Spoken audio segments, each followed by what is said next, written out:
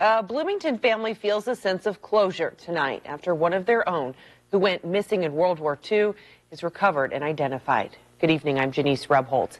In tonight's top story, Madison Porter talked to the nephew of U.S. Army soldier Robert Lee Bryant, who died in 1943.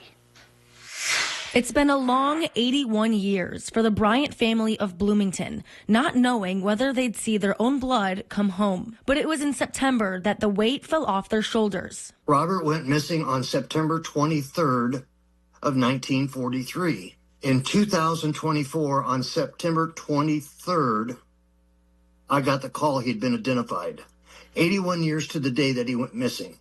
James Bryant is Robert Lee Bryant's oldest nephew, though he never got to know his uncle because he was born 7 years after Robert went missing. His grandma mentioned it and occasionally wrote letters to the U.S. Army trying to have her son identified and brought back to Bloomington to be buried. Until now, the closest thing to his burial site was in our nation's capital.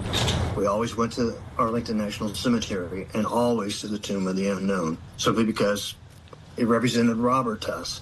Robert served in the Army and was on a mission as a Darby Ranger when he was killed. But according to the Defense POW MIA accounting agency, his body wasn't left on the battlefield. Instead, it was labeled X-152 and placed in a grave in the Sicily Rome American Cemetery until 2022, when genetic testing on his remains began.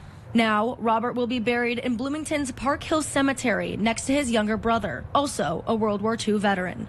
I know it's 81 years. No one that knew Robert is still around.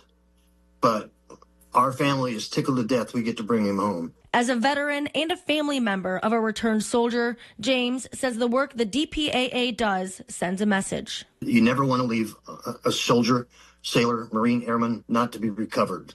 In Bloomington, Madison Porter, 25 News.